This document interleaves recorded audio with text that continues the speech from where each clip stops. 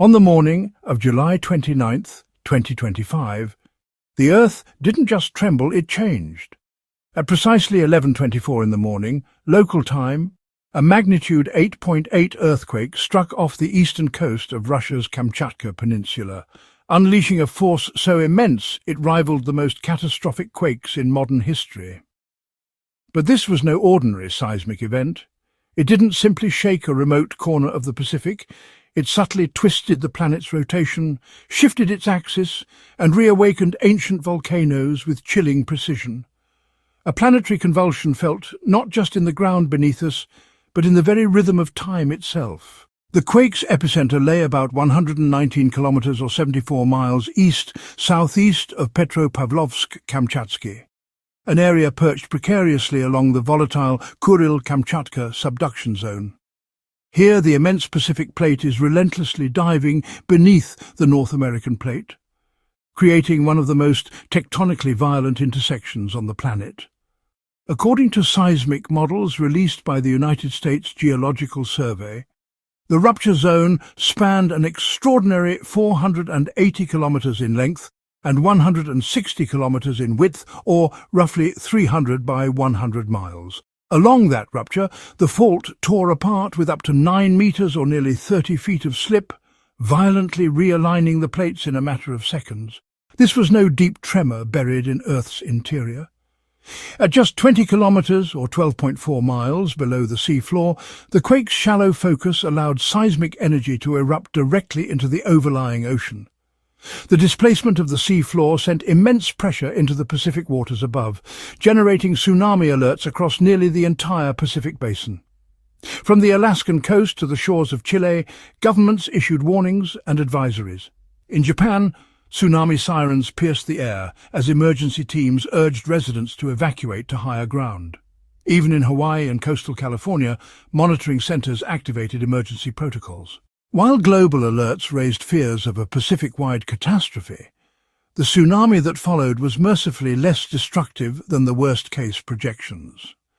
In most regions, waves rose to a modest height of around 1 meter or about 3 feet, enough to cause concern but not devastation. Yet the danger was very real near the epicenter. On Shumshu Island, just off Kamchatka's northern edge, water surged ashore in a massive 19-meter wave, equivalent to 62 feet, swallowing docks, sweeping away boats, and crashing into inland infrastructure. In Severokurilsk, waves pushed as far as 200 meters or 660 feet inland, damaging a fish processing plant and displacing entire neighborhoods. In the aftermath, emergency teams mobilized quickly. Russian authorities ordered evacuations for over 2,700 residents from vulnerable coastal zones. Damage across Kamchatka itself was shockingly limited, considering the quake's magnitude. Only 4 people sustained minor injuries, mainly from falls or panic during the violent shaking. Dozens of buildings swayed, a kindergarten facade partially crumbled, a hospital showed signs of structural cracking, and part of the ceiling at Elizovo Airport caved in. Yet despite these scenes of disruption, no fatalities were reported. Engineers credited stringent Soviet-era construction standards and regular safety drills for the remarkably low casualty count. Elsewhere, the quake's long reach brought unexpected complications. In Japan, more than 4,000 kilometers, or roughly 2,500 miles from the epicenter, the shaking was barely perceptible. But the evacuations triggered amid a brutal summer heat wave, temperatures topping 40 degrees Celsius or 104 degrees Fahrenheit took their own toll. At least 21 individuals were hospitalized for heat stroke and dehydration, and one woman tragically passed away in a car accident while fleeing a tsunami zone. These distant ripples serve as a stark reminder that seismic violence sends shockwaves not only through the Earth, but through human systems as well. As rescue and recovery operations unfolded, a deeper story began to emerge, one not written in broken buildings or shattered coastlines, but in invisible movements tracked by the world's most sensitive instruments. Satellites, observatories and atomic clocks began registering subtle but profound effects. Earth, as it turned out, had not only trembled, it had been physically transformed. Seismologists and geodesists soon confirmed that the Kamchatka earthquake had displaced enormous volumes of crustal mass. This abrupt internal shift functioned much like a spinning skater drawing in their arms. Earth's rotation subtly accelerated. Although imperceptible to human senses, atomic clocks and satellite-tracked positioning systems measured a slight shortening of the day by a few microseconds. These changes, while minuscule, were real. Comparable events have shown similar effects. The 2010 Chile quake shortened the day by about 1.26 microseconds, and the 2011 Japan earthquake caused a reduction of roughly 1.4 microseconds. The Kamchatka quake appears to have joined this rare group of tectonic ruptures, powerful enough to alter planetary timekeeping. But time was not the only thing affected.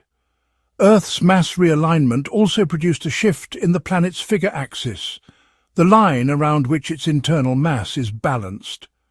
While this differs from the axial tilt that governs the seasons, changes to the figure axis can still be measured with extreme precision. Past quakes have produced similar results. Japan's 2011 quake shifted the figure axis by about 13.7 centimeters or 5.4 inches. Chile's 2010 event nudged it by around 8 centimeters or 3.1 inches.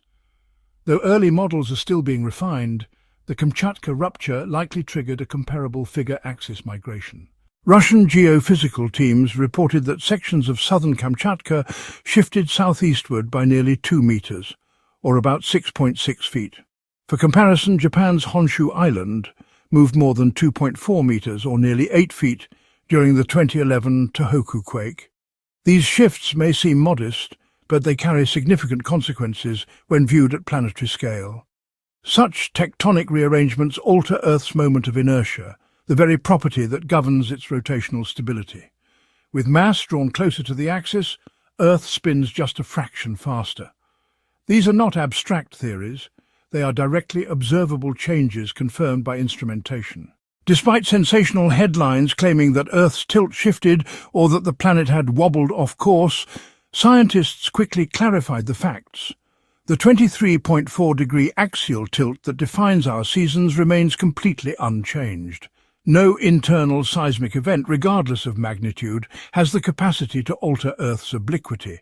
That would require external torque, such as a large asteroid impact. The Kamchatka quake, like those before it, redistributed internal mass, but did not disrupt the planet's alignment in space. Even so, these internal adjustments remain scientifically remarkable. Earth's spin rate and figure axis are constantly being nudged by ocean currents, atmospheric pressure systems, and seasonal snowmelt. But unlike these gradual changes, earthquakes provide a sudden, high-impact jolt, one that is easier to isolate and analyze in data. That sharp signature is what allows scientists to trace the fingerprint of such events through satellite geodesy and ground-based sensors. With the Kamchatka event, Earth joined a short list of moments when its physical behavior changed, its spin, its balance, and its timing was abruptly recalibrated. For researchers, it's an opportunity to study planetary mechanics in action. For the rest of the world, it's a subtle reminder that the rhythm of day and night, which feels so eternal, is actually written in the shifting crust below. As data continued to flow in from across the globe, scientists reconstructed the full geophysical fingerprint of the July 29th Kamchatka earthquake. Though the surface damage was limited by its offshore epicenter and sparse population, the internal consequences were surprisingly vivid.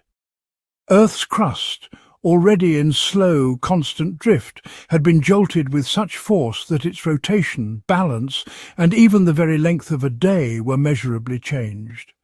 Satellites recalibrated their orbital paths to account for gravitational shifts.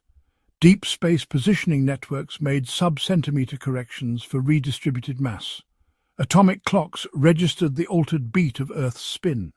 The planet had not just endured a quake, it had been subtly retuned. What set this event apart was not merely its magnitude, but the unprecedented clarity with which it was observed.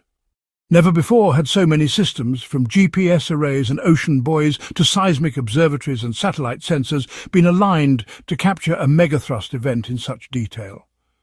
That real-time monitoring created a dataset unlike any before it, offering scientists an unparalleled window into how the planet responds to extreme tectonic stress. This data is not just academic. It feeds into models that simulate mass shifts, tsunami propagation, and even Earth's elastic response to gravitational forces, a phenomenon known as the solid Earth tide. These insights refine GPS accuracy, improve tsunami warning systems, and enhance our understanding of long-term climate behavior, which is sensitive to rotational and orbital stability. Despite the drama of a quake that briefly altered Earth's spin, the scientific consensus remains grounded. The planet is stable. The shortening of the day by a few microseconds and the slight tilt in the figure axis are not signs of global imbalance. They are part of the Earth's dynamic equilibrium, adjustments absorbed and distributed through an incredibly resilient system. Planetary rotation remains intact. The axial tilt responsible for seasons remains untouched. Life goes on, unaware of the silent recalibration beneath its feet. Yet within that stability lies a humbling truth. The Kamchatka quake was not the only force shaping the planet's balance. While seismic events cause sudden changes, human activity now contributes its own gravitational consequences. Studies have shown that massive groundwater extraction, especially across parts of Asia, has shifted Earth's figure axis by nearly 80 centimeters or over 31 inches since the mid-1990s.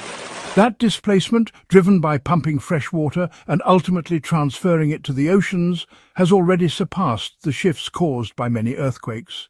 Viewed in that light, the Kamchatka event becomes not just a dramatic rupture, but a data point in a much broader story, one in which human decisions and natural processes are increasingly entangled.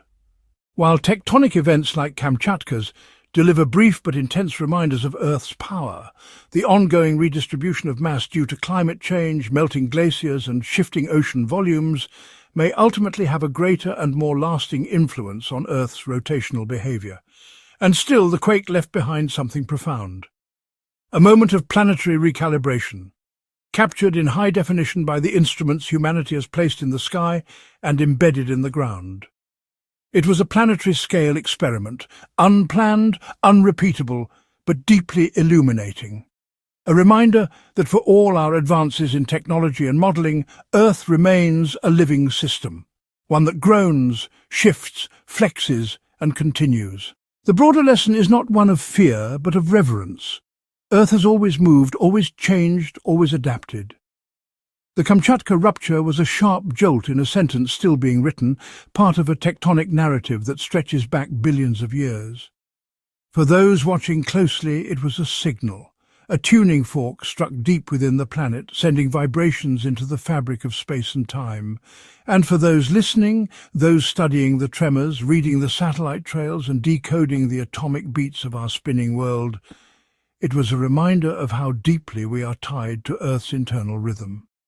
The quake did not merely shift the ground, it subtly altered the cadence of time itself. If this story gave you a deeper appreciation for the silent power beneath our feet, for the fragility of time, or for the incredible instruments that let us witness planetary change in real time, then consider supporting our work. Like, share and subscribe for more explorations into the mysteries of our living world. Because every second matters, and sometimes even that second can change.